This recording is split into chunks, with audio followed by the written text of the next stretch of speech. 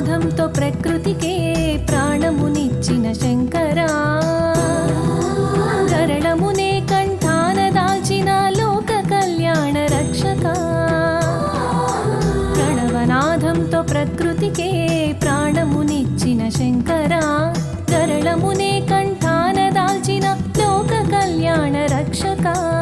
అణువణువున నిండిన అభయమిచ్చు సర్వేశ్వరా, ప్రణతి చేతును పరమేశ, ప్రణతులివే ఓ విశ్వేశ. ప్రణవనాదంతో ప్రకృతికే ప్రాణమునిచ్చిన శంకరా.